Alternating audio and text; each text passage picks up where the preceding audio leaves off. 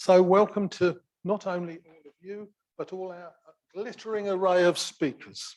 You are going to glitter, aren't you, speakers? And some excellent, brilliant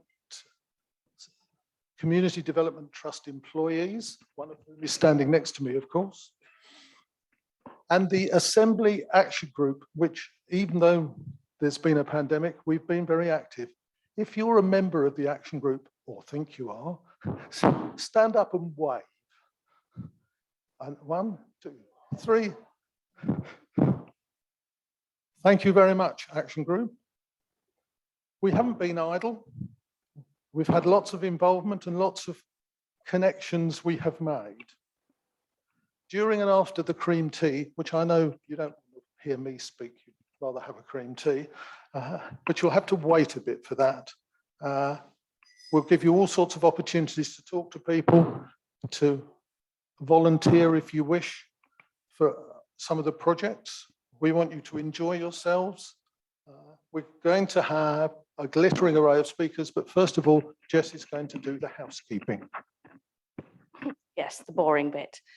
So if you haven't figured out so far, the men's toilets are in this corner and the ladies' toilets are in this corner. One of the fire exits is here and the other one is the way you came in, theoretically. There is no fire alarm planned, and I don't think I really need to tell you much more, other than I hope you enjoy yourselves. If it gets warm, I've already asked if I can open this door because it's already getting quite warm in here. But yes, any questions, flag me down, I'm here. Most people always know me as Hat Lady, so I'm not going to take it off so you won't get confused, it'll be fine. I think I'm the first speaker, so I don't know why I'm trying to give this back to you. Right. Thank you, John.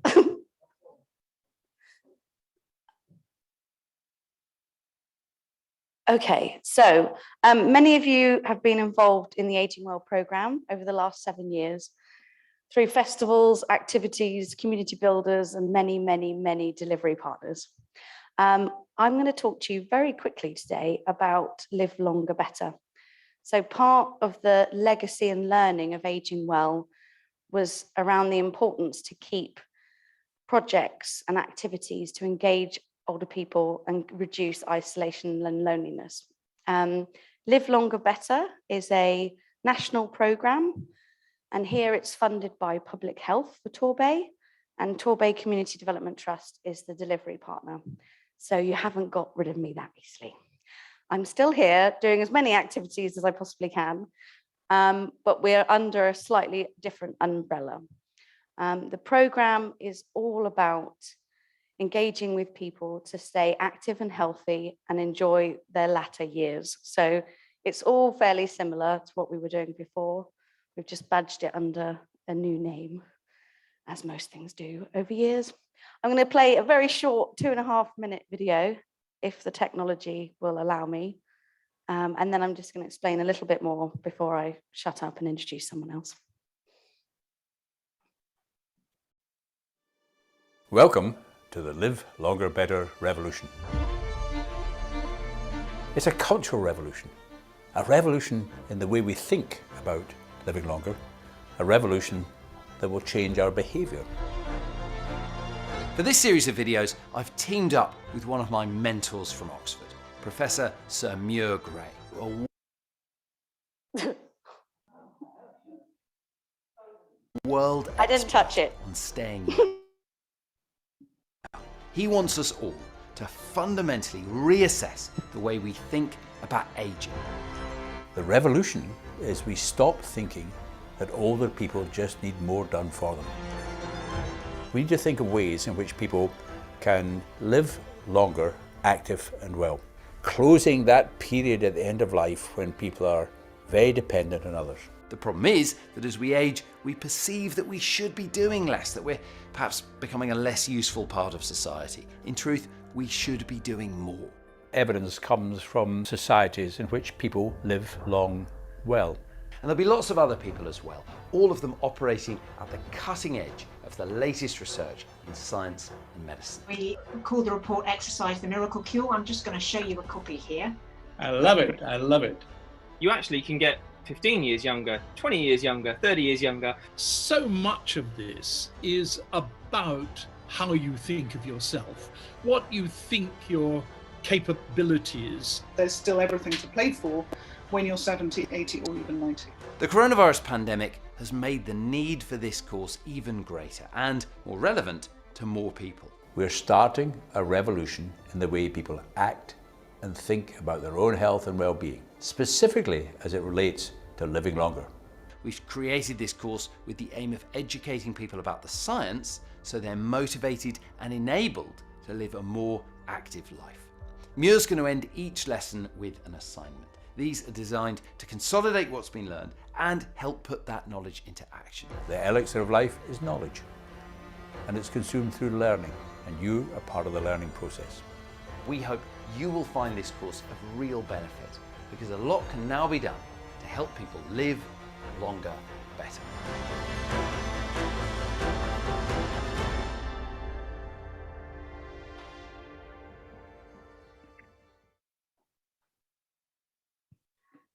Okay, so that was just a very short clip of the ideals of the programme.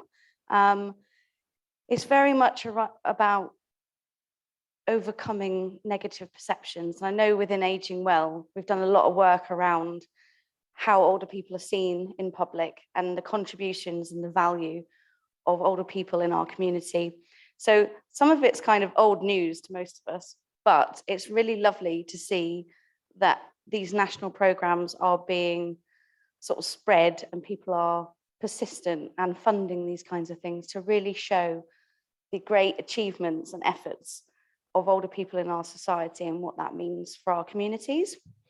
The course is much around the realization that aging, the process of aging itself is not necessarily the thing that's going to stop you from doing all the wonderful things that you want to do. So it talks a lot around negative perceptions, loss of fitness, and disease, and how all four can kind of change your life direction, if you like. But there's an awful lot in there that is in your control. And there's a lot to learn and to share with others about how people can live longer and healthier for as long as possible. Next one, please, Matt. So they talk a lot about someone's health span rather than lifespan. The course is online, face-to-face, and there's lots of activities included in it on how you can actually incorporate some of the things that you're hearing about into your daily activities to become something that doesn't become a chore, but actually becomes part of your daily practice, and things that are fun and enjoyable to join into with.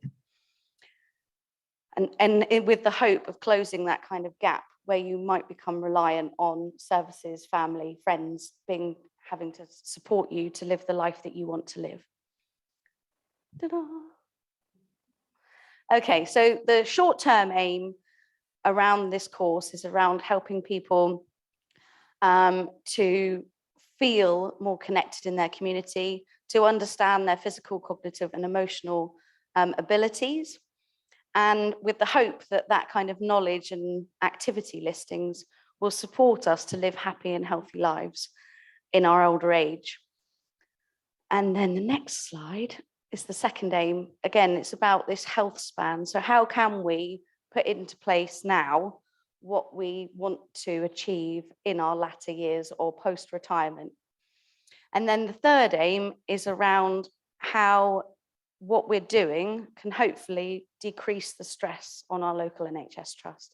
How can we support one another in a community setting to live happy, long, healthy lives and not become reliant on health and adult social care? But that's kind of like the dream, the long-term goal. We will get there eventually. And then I think the next slide is, yes. Okay, so basically I just wanted to let you know that a lot of the work that we have done within Aging Well isn't going away. I hope you still see your local community builders in the community.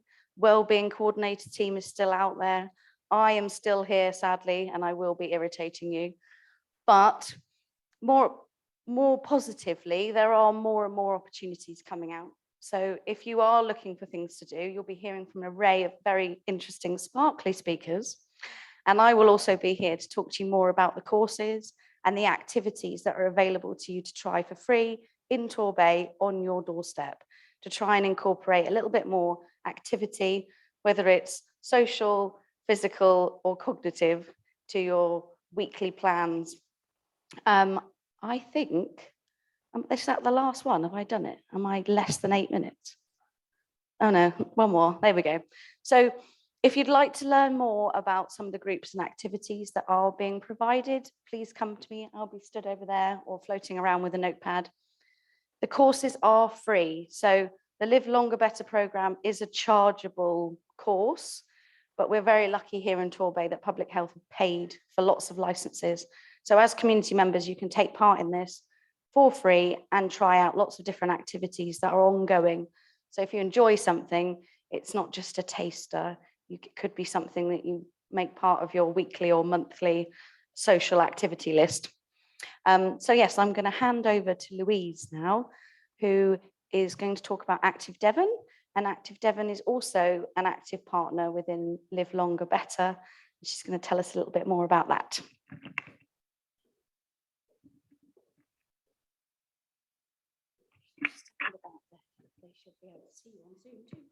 Oh, thank you very much. Right, put the 8-minute stopwatch on because I like to talk. Lovely to see you all, and thank you for inviting me as well. I'm Louise Evans, I'm from Active Devon. First of all, who's heard of Active Devon here today? Oh, I was hoping nobody, and that'd be great because then I can start from the scratch. Okay, great to see. So if you haven't heard of us, I'm not surprised because sometimes we're not actually, I suppose, always embedded in communities. We work quite a lot with kind of public health and councils and things. But Active Devon, there's one of us in every county in England. And the majority of our kind of funding comes from Sport England, so Department of Culture, Media and Sport. About 18 years ago when I first started, it was really sport heavy, like gifted and talented in primary schools, helping kids along that journey. And now it's much more actually embedded with health. And that video, Jess, was absolutely brilliant with Samia Gray there. So we're much more about actually understanding what people want, what people feel, what people's challenges to moving more is. So our language has gone from sport to physical activity, and now actually we're talking about movement and moving more. So as Active Devon, we've actually got a new strategy, and our new strategy is for 10 years, which is just incredible because it means that actually we can start doing some work rather than these sort of small sort of government cycles of 4 years and then starting all over again. We work with every kind of organisation across the county. We've got lots and lots of different projects happening, and it goes from water, it goes from cycling, walking, being involved with people like Jess and Torbay Development Community Trust around the Live Longer Better piece. So we have a vision, and our vision is everyone in Devon active for life. That is our vision. And that's what we've been working towards for a long time now, and that is still our vision going forwards in this next 10-year piece. We've got some values that we try and live by, which is we try and build some trust. We're all about inclusion for everybody. We try and be innovative, and we can't do any of this working on our own. So we are all about working with amazing people. There's lots of people in this room already I know we work with. And our mission is to unlock the ability of movement to change lives for the better. So that's what we're trying to do, is understand, okay, what do people want? What do people need? What are the barriers? And how can we support working with different people? How can we help that happen? So we have some kind of 5 different themes. We've got movement for health and well-being, where we're linking really closely with GP surgeries and social prescribers and community builders. The Healthy Lifestyles team with Andy Simpson we work with, and Jess with Live Longer Better. So we're trying to understand actually what does that look like, and how can we be advocates for movement and physical activity to be embedded within that journey. The next one is movement within communities. So there's a big piece at the moment, isn't there, around trying to ensure that within 20 minutes of a neighbourhood, actually people have got the opportunity to move. And that's something we're again really trying to work and understand is actually what do communities need? And that's going to look very different for every community we work in. So I work a bit with Exeter. It's really different to Torbay, really different to Plymouth. And that's really important for us, is to understand the communities that we're in. Movement in early and later life. So we have two key audiences. One is around the early life, around 0 to 5, and then primary schools, and also the work that my colleague Tom Mack does that some of you might have come across. John, I'm seeing you nodding there with the later life piece. And then we've got everyday movement, which is just about actually what does everyday movement look like for us? And that can be done in challenges and campaigns. And it's just about how can we make those small little changes in our life to get some more movement into it. I think I've given a really whistle-stop tour. I'm really conscious because this can go on for ages. So we are all about championing equality within places. We really value communities' perspectives. So we try not to do anything without understanding actually what do people want and need. So things like today is really important to us to hear from you about what is movement like for you, what are the great motivations, what are the challenges, what do you hear from your neighbourhoods? So that's how we like to work. We always try and work collaboratively with people. We never try and do anything on our own. Relationships are really important to us. We value the flexibility and we're always open. So we're not about like, this is what we must do and this is how we've got to do it. We're always open to ideas and how we can actually support to help people move more. Now, Jean, where has she gone? She's over there. Torbay Assembly were brilliant. I came along to an online meeting a couple of months ago and I talked about Torbay on the Move, which is something we're working with the council on. And it was about looking at their physical activity strategy, but looking at it over a long period of time of 10 years. So again, something that's going to really take on the longevity. We can do some really great work. And Torbay on the Move is a collaboration of lots and lots of different partners, but it sits within the council as their strategy going forward that they are committed to working through. That's been successful. It's gone through the cabinet process and it's now been approved. So we're going to be working towards Torbay on the Move. And June, a couple of you guys, a couple of months ago, were really, really helpful. I came in, asked lots of questions, and you were giving me some really honest feedback about what it's like to be active and to move more in Torbay.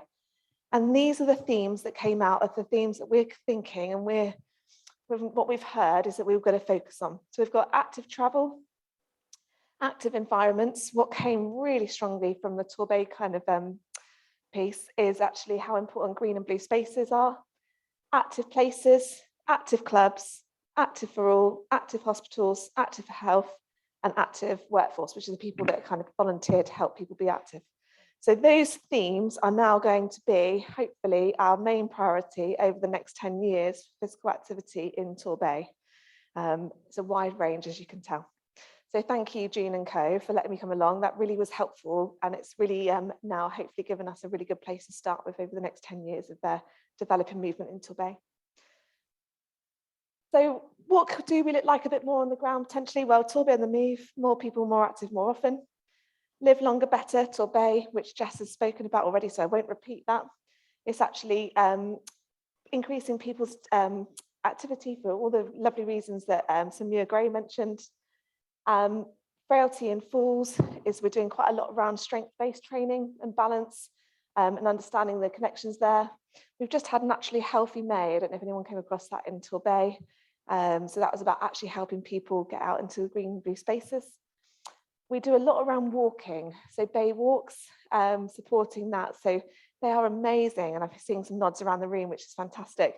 They're absolutely brilliant. There's quite a few bay walks in and around. They're always looking for volunteers and ambassadors to help grow those walks. So if that's something you'll be interested in, with the value of actually how we know movement is the wonder drug, then please do come and chat to me and I'll give you some more information about what those look like. I think we move. There was a video, but I don't know if I've got, it's about 30 seconds. Have I got 30 seconds? Okay, this is Louise, another Louise Treverne. She is in Torbay, I think, lives in Torbay.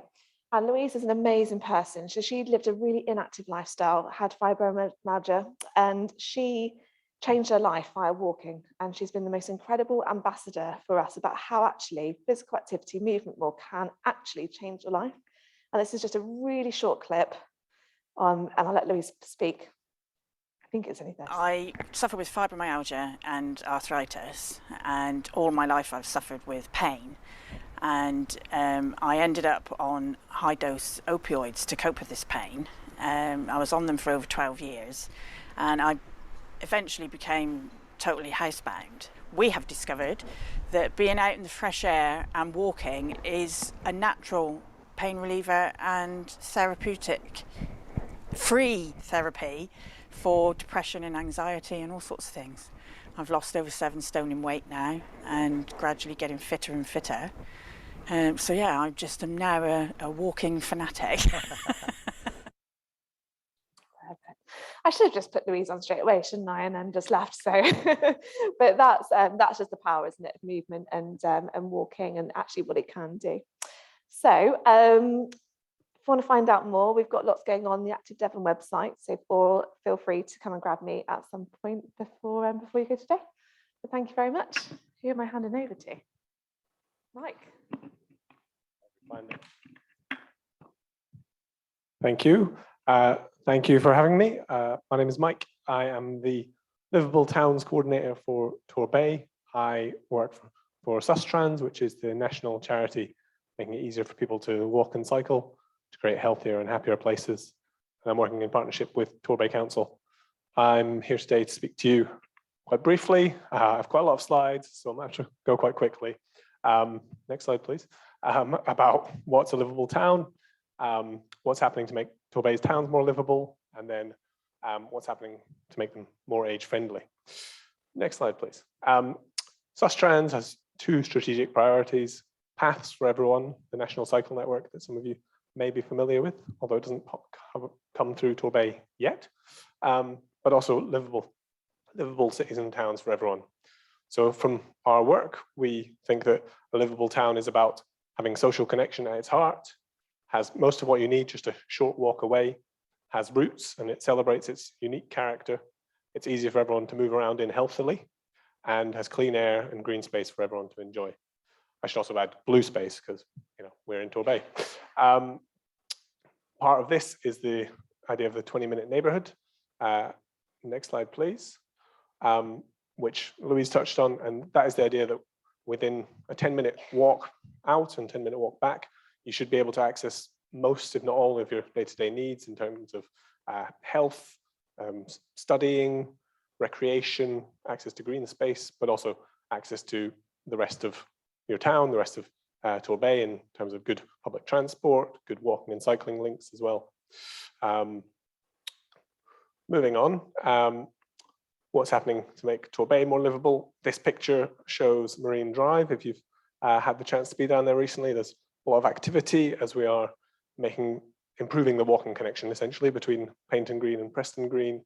And this is one very small step on, pun intended, on the way towards Torbay's local walking and cycling infrastructure plan, which was agreed in 2021 by the council. Jump on to the next slide. This is a sort of a strategic plan for how to improve walking and cycling for everyone across Torbay. This is the first plan of its type for Torbay, and so it's setting out a kind of initial strategic routes and initial areas that we're going to be focused on. But yeah, there's much more to come. We can jump on to the next slide. From the engagement work that went on around that plan, there was clearly strong desire for better walking and better cycling and less journeys being made by individual people in cars. This map here gives you a very high level overview of the sort of strategic routes that this plan is focusing on. You can find the plan torbay.gov.uk/active travel. At the moment, we are working more into the detail of what each of these routes might look like. So piece by piece, that will start to come out, and we'll be looking for your views and the views of the rest of the Bay and its visitors into how to make those routes work for everyone. Now focusing more on the sort of age-friendly work, I'm going to jump on to the next slide. I'm going to run through briefly about a project that was run in Tyburn up in Birmingham by my colleagues from Sustrans, which was called Age Friendly Tyburn,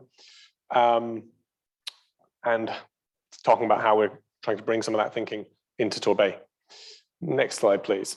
The aims of that project were about reducing social isolation, supporting local residents as co-designers, developing and trialing ideas, and creating evidence for a long-term plan for change. Next slide. This is Tyburn. It's an area on the edge of Birmingham. The whole area is about 2 miles wide, and they kind of broke it up into several areas to make kind of distinct neighborhoods, I suppose, to focus on. Next slide, please. The methodology for this project was about discovering what the area was already like, working with people from the local community. So really being able to see it through their eyes, people in the older people, to make sure that, designers often are young people. So making sure that they could really see that how it looked for the people who lived there. Then working with that community to develop the ideas that would help them to access more of their area by walking, by cycling, and come up with the solutions for that. And then going through a process of developing and designing these ideas in more detail, and then bringing them out to trial. Next slide, please. And then, learning from those trials, understanding what went well, what didn't go so well, and then bringing that back to create recommendations for the local authority. Next slide, please. As part of this, they brought people out with they've developed a kind of a tool for assessing the age friendliness of an area, which we'll be able to bring to Torbay to use here. Next slide, please. And mapping was a key part of understanding where the hotspots were, the troubles were, but then also starting to work on what are the solutions there. Next slide, please. The recommendations from this work focused around 4 things: road safety, connectivity, placemaking, and maintenance. To bring us on to the next slide, some of the more specifics around that were around installing low traffic neighborhoods, increasing the time that people had to cross roads if they're going on foot, introducing more seating in different areas, reducing speed limits to make roads easier to cross, etc. And moving on, just a couple of examples of some of the work that was actually done on the ground. You can see the seating trial, some wayfinding that was done to help people understand how far it was to walk or cycle to a certain place. And this one is about closing that road to through traffic to allow it to be a more peaceful and easier place to walk and cycle. Next slide, please. Great. So we are just about getting there, built on time. So Age Friendly Torbay has been in development for a little while now. We've secured some money from Department for Transport, and we've been going through a process. You can just probably skip sort of quickly through the next few slides, working with members of the Torbay Over 50s action group, looking at some of the challenges and some of the, next slide, opportunities, limitations around Torbay specifically. And then we've done a bit of work looking at, we brought up a long list of where we might focus this work as a sort of pilot. Next slide, we can keep moving.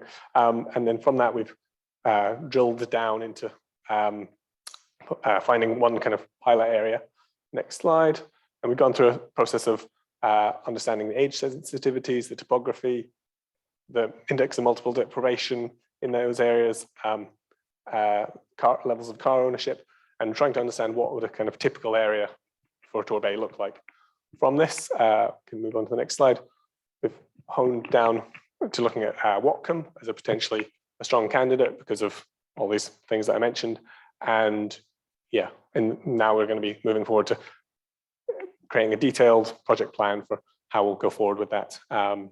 And can keep going forward. And my contact details are here on the end, and I'll be over there. You can come and speak to me about this or about anything to do with walking and cycling in the bay.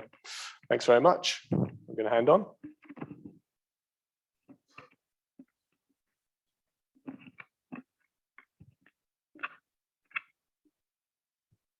Okay, so hi there. My name is Andy Simpson, and I work within the Torbay Healthy Lifestyles service.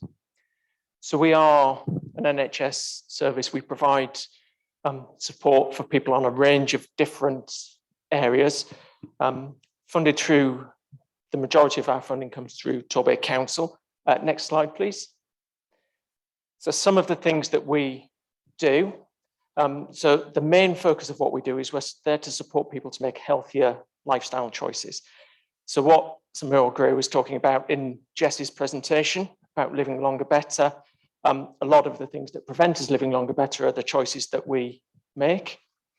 So what we do as a service is we support people to make those healthier choices. 2 ways into our service. So the first one is an online offer. So we have a web page, you can go on there. There's an online quiz that you can take, which will tell you things that you're doing well and also things that you could potentially improve upon if you wanted to.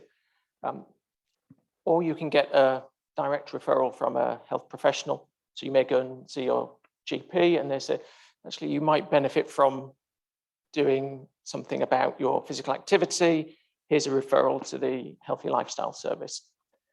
Or you could just give us a call. So we've got self-referral at the bottom there. I've got loads of those flyers over on the stand over there. So if you wanted our number to take away, come and see me afterwards and grab a flyer. So yeah, you can just call us up. Say, actually, I want to be more active. What support can you give me to be more active? Next slide, please. So the key areas that we support people with are, the first one is stopping smoking. So we provide specialist support to people who want to stop smoking. It's never too late to quit. And if you're a smoker, stopping is one of the best things that you can do to improve your health. So yeah, come and see us. We've got access to stop smoking medication. So that's on prescription. We can do carbon monoxide monitoring to let you know your improvements. And also we can support people around using alternative methods of quitting. So using vaping and other things. So yeah, if you want to quit, give us a call and we can support you with that. Next one, please. Support to lose weight. So we have weight management programs, again, on referral. So generally they are 12 weeks worth of support. We use some tried and trusted partners to help people to lose weight. So Weight Watchers Slimming World, and the final one on there is the one-to-one diet. So like I said, they're either funded through the full 12-week program or they're subsidized depending on which one you choose. If you've got more complex requirements around diet and nutrition, then we can refer into the dietitians as well. So there's just dietitian support as well. Next slide, please. We support people to be more active. So we have a range of options. I've put the 2 key ones on there.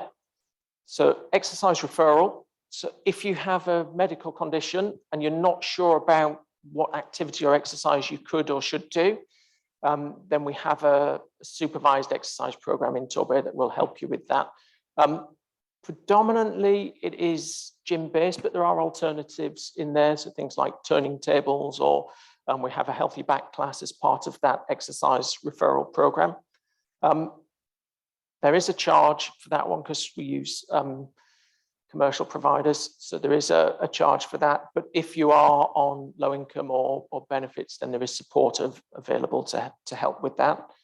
And then I know John is going to talk a little bit later. John, I don't know how much you're going to talk about the Strength and Balance exercise program, but that is for people who potentially are at risk of falling or who have fallen. And it's an evidence-based exercise program that will help improve your balance, improve your strength, help you get up and down from the floor, a whole range of things. It's a really comprehensive exercise program. As I say, it's on there. It helps boost confidence, improve flexibility, mobility, strength, and stamina. And again, it's a 12-week program. It's free of charge. And there are a range of locations across Torbay. So we run it in Torquay, Paignton, and Brixham. Next slide, please. We also provide support for people who are newly diagnosed with type 2 diabetes. So this is via referral from your GP. So if anybody has had that and they've not been to see us, I would highly recommend it. Yeah, do come and see us. Like I say, it is usually by referral, but if you have had diabetes and you haven't had that referral, just give us a call and we can get you booked onto that program. Next slide, please. And then next bit is my ask for you, really. So we do have volunteers, and I'm going to put Jess on the spot. Jess, if you stand up and give us a wave. There we go. So Jess looks after our volunteers, and we have a program up at Torbay Hospital where we have volunteers who just go around the wards on Torbay Hospital and just speak to people and ask them just a few simple questions about their lifestyles and behaviours and things that might help people not to end up back in hospital in the future. So we're just screening people on the wards, simple questions, and then offering very brief advice. Full training will be given if you're interested, just about what support is available for people. And yeah, so that is our final one, so it's supporting people. If you wanted to sign up, be a volunteer, come over and speak to Jess, and I'm sure she'd be very happy to speak to you. And I think that is me done. I don't know who's next.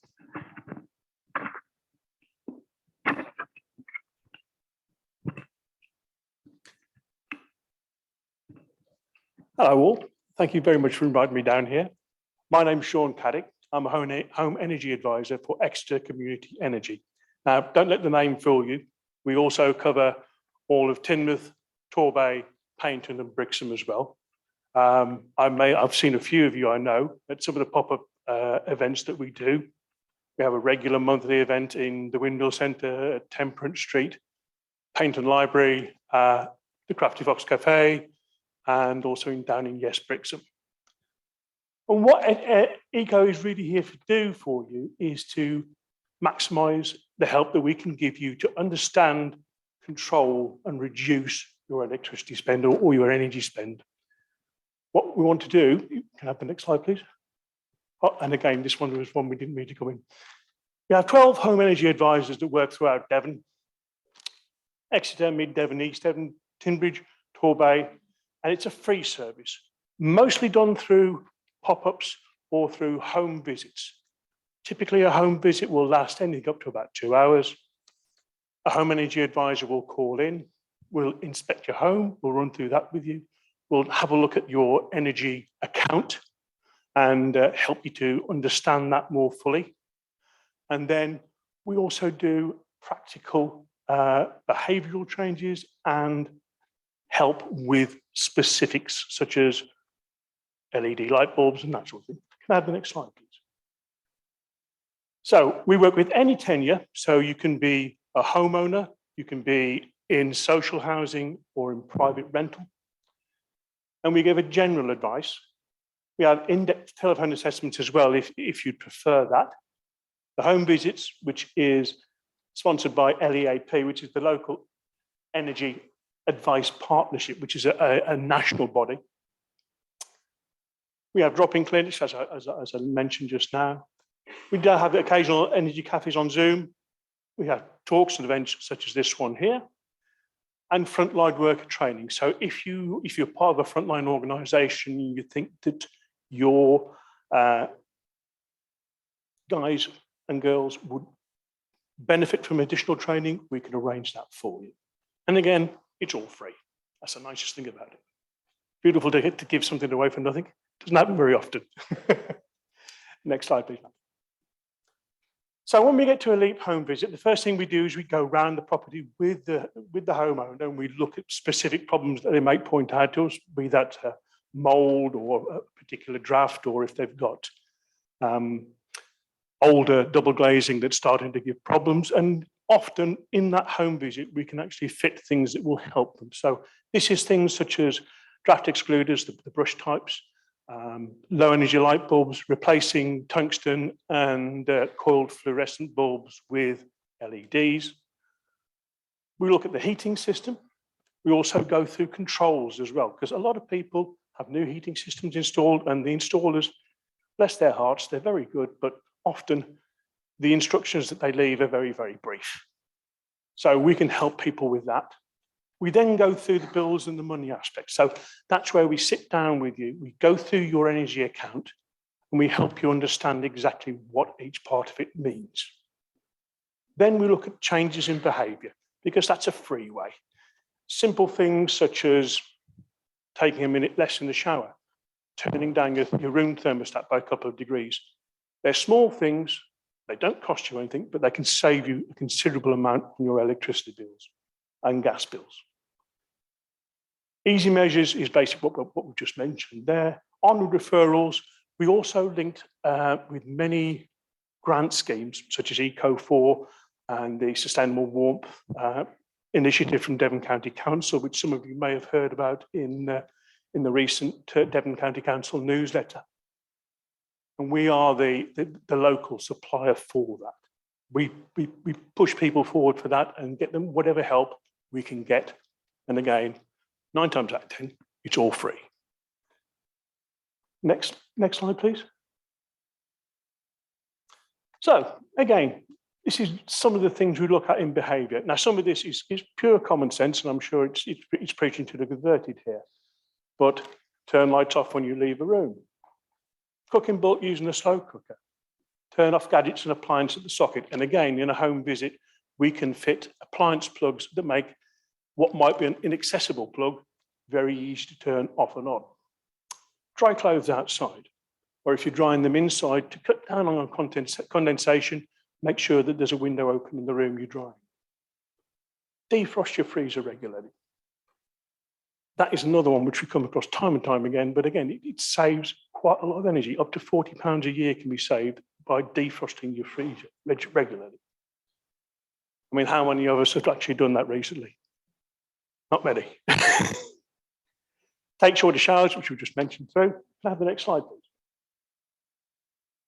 Switch from tungsten or coiled fluorescence to LED bulbs, fitting draft proofing, tumble dryer balls.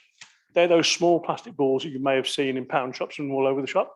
And they do make a surprising difference. About 20 minutes you can reduce on a time in your actual tumble dryer. So again, because tumble dryers are real hogs when it comes to energy, it's a significant saving. We also look at the actual insulation in the building, both cavity wall and in loft insulation, because what you should be looking for in your loft now is 270 millimeters, which is 9 foot, and very few of us have got that much in our lofts. Can I have the next slide, please? So, how can you get in touch with us? You can contact our free phone number there, 0800 772 3617. You can email us at the address there. And we also have an online referral form on our website at Exeter Community Energy. Any questions of that? Or if you want to book a home visit, all of which is free, pop along and see me over here and we can get me booked in today. Or we're always there and there. Here are my details. And that's a nice short one. I hope you're all happy. So who's next?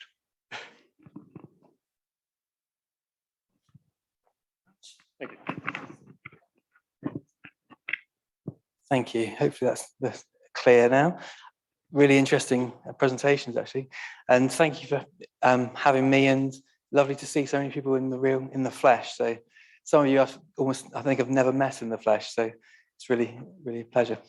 So I'm just going to sum up what it is that Torbay carers do. I don't know, many of you will be carers yourselves.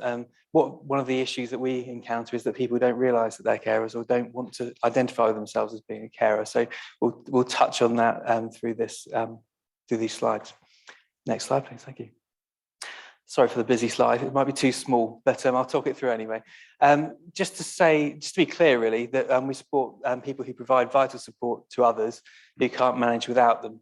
So this is usually family, often friends, often neighbours who just help to a greater or lesser extent to support the person who can't manage without them. And 1 in 6 people in Torbay who are over 50 are carers. So that's rather a large number, and many are mutual carers. So I think possibly one of those areas where people are less likely to identify when you're growing up with a partner, and you need each other more and more over time. So just certainly looking to identify you, and I'll come on to how we support you. We support people with people who care for somebody with a whole range of, I mean, if somebody needs your support, whether that's mental health, whether that's substance misuse, whether that's frailty, whether that's physical health, a number of things really, could be absolutely anything, then you are a carer. The issues that carers experience really around isolation, carers really do often neglect their own needs, and I would imagine there are people in this room who can identify with that. The person you care for is the important person here, not you, and actually taking that time in your head, that is, and taking that time for yourself to go to the doctor, to see friends, to link in with the community, often feels really difficult. So we would hope to help you out with that and encourage people to be involved with the community. Of course, exhaustion and stress and everything else you can imagine really can be a knock-on effect of being a carer.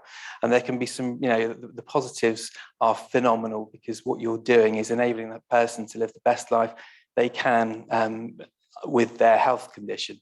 But it may well come at a cost to you. And carers often don't know who to turn to, which is why I'm here today, to sort of plead to you or to make you aware that we exist, and please to contact us. Next slide, please. Thank you. So once again, a busy slide. Apologies for that. What we offer often starts with a health and well-being check, which is a one-to-one conversation with a carer support worker who will talk to you about your situation, your role, and identify your needs and look towards meeting those needs. And that could be absolutely anything. Like I said before, engaging in the community, finding practical solutions to issues at home, often simple physical solutions like putting a grab rail in the shower, or technological things that can offer you some peace of mind. For example, something that alerts you when the person you care for gets up in the night. So instead of listening out in your sleep, which doesn't really enable good sleep, you're listening out for an alarm that will go off when they tread on the mat next to their bed. Just so many simple things that can make your life much easier. Signpost for Carers telephone service is available Monday to Friday, 9 till 5. And we have email as well. So please contact us to ask any questions. We're on drop-in services, currently in Torquay, just at the back of St Evans building, and where Carers Aid run it, and in Paignton Library. So just down the road if you want to drop into us. Normally in Brixham, but COVID hasn't really enabled us to reopen there fully, but we're available and we'll meet you anywhere. We have GP-based carer support workers who I spoke about before. So if you're in your GP surgery and you realise that you need some support or it's convenient, then just ask to speak to the carer support worker and they will make contact with you. We have specialist carer support because when the person you care for is in the hospital, there's a greater need at that point for you as a carer as well as for them. And we have specialist carer support workers for people who care for people with mental health conditions, substance misuse issues, learning disability, and young adult carers as well. And we offer enabling and advocacy support through Carers Aid Torbay. So offer just a broad range, and there is no limit really to what we offer. We will try to do what we can. We'll link you in with the services that are available if we can't offer it ourselves. We have events and activities, groups to bring people together. And yes, it's lovely today to actually meet up in person, and hopefully we'll be able to do more of that over the coming years.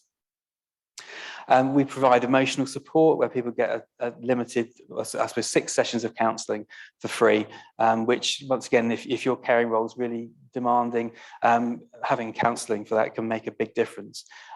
We offer financial advice and benefits advice, and that's run by Bay Benefits. And that's an absolutely fantastic service that often they'll find benefits that people are eligible for that they aren't receiving. And yes, it's just so important to make sure that you're receiving everything you can. We also offer a quarterly newsletter, which comes out. I've got copies of it over there, and it's something that people enjoy reading, and just, I suppose, in terms of being connected with the service and feeling like you're not alone, because caring can be so isolating. Part of our job is to make that, less so, and link people in with each other. And we also provide an emergency backup plan if anything happens to you, the carer, because often people are concerned about that. The person you care for is okay on their own until something happens to, until something happens to you, then the pressure's really on. How am I doing? Next slide, please. Thank you. So in terms of the value of what we do, the health and wellbeing checks give people, a sense of understanding of what their caring role involves, and feed that back so they can discuss their situation and come up with some practical solutions. And we signpost and potentially offer the opportunity for a break, which is something that carers tell us that they need, because often caring is 24 hours a day, 365 days a year, and we can enable that, people to have a bit more time to themselves. Just to know there's somebody there to listen, understand, and to provide support is very valuable. I spoke about the financial and benefits advice.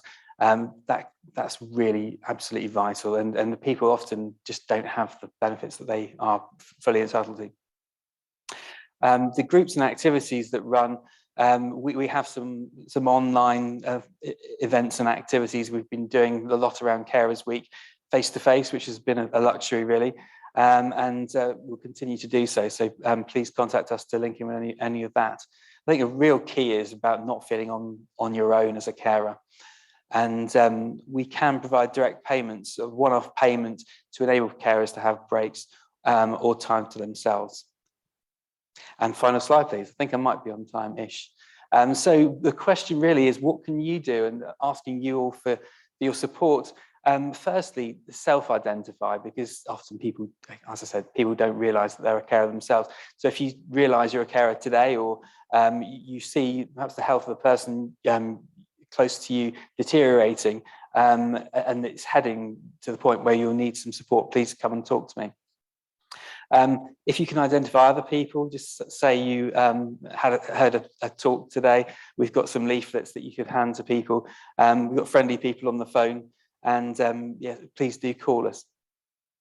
And then I suppose for us to link in with things like today, obviously, there's a really great opportunity for us to talk about what we do.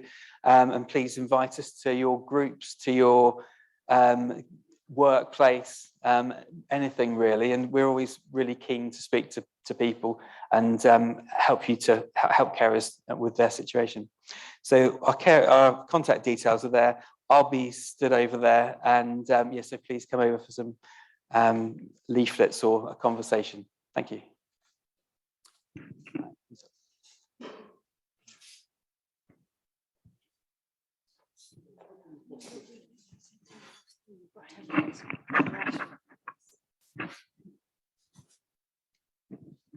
Hello again. I've just been told that we're on time. I'm most impressed.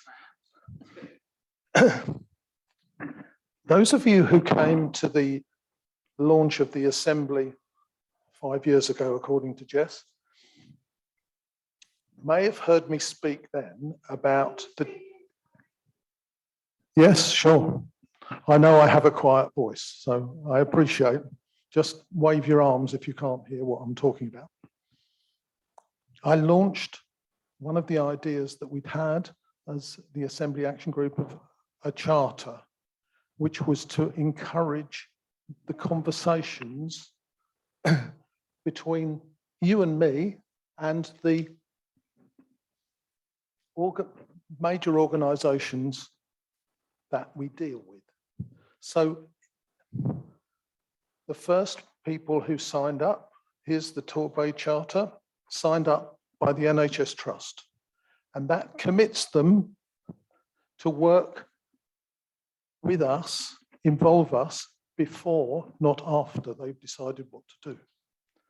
I've been involved with falls prevention, reducing the risk of frailty, hospital discharge, personalised care, and probably some other things.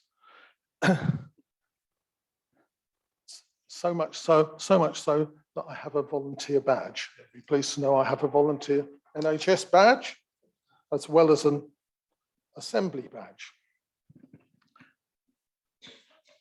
So there are opportunities for all of us to get involved. The more you want to, the more you can. I didn't know I wanted to get involved with all these things, but I am now. One of them is about reducing falls. Just read the statistics.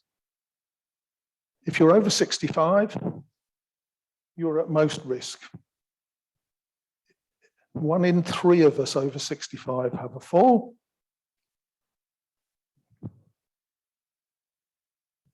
"25% of us will be aged over 65 by 2050. Well, I suspect most of us are already in this room.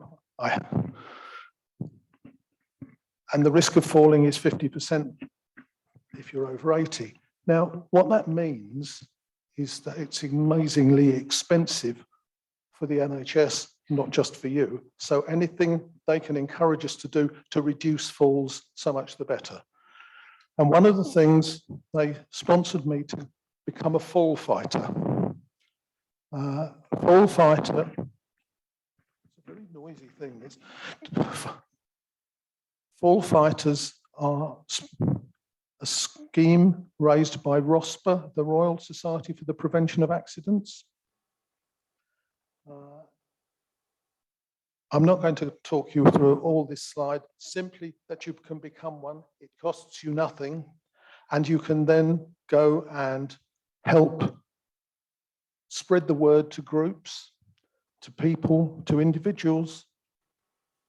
I have here a small leaflet, a checklist for preventing falls at home. If you'd like one, not just for you, but for your neighbour, your friend, your loved one, anyone else, please come and pick one up. If you want to know more about becoming a fall fighter, you can. So, the Trust want people to work together. I'm going to now show you an amazingly busy slide. It is what the Trust are trying to work towards. I'm not saying this happens now, but for example, on this, it's called the shift poster. It's one of the strangest names of a thing, but what they're trying to do is identify shifting from one situation so that they shift to see you as a whole person. They shift to make you an active partner in conversations rather than just telling you what to do or how to do it or when to do it or where to do it. And that you make the shift from feeling powerless in this relationship to sharing power with necessary people in the health service. Now, this was only released to me 2 weeks ago. And I'm hoping and pushing that it gets brought into being as soon as possible, where possible. So if you're interested in that, please come and talk to me. But at the moment, this is an ambition. And lastly, I want to talk a bit about Health Connect coaches. Is anyone in this room a Health Connect coach? There has been a pilot going on in the Bay.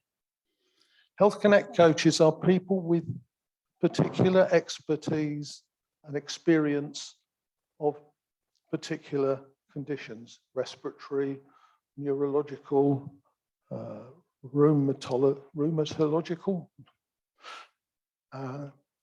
and they want to expand the scheme so that you can volunteer to become a Health Connect coach, which means you help other people and/or help yourself. So if you'd like to find out more about that, come and see me afterwards. I'm not going to put up another slide with contact details, come and talk to me, or I'll come round to your table. If you'd like me to come round to your table at tea time, stick your hand in the air and I'll come. Okay? I'm sure I can miss out on the cream tea if that's what's necessary.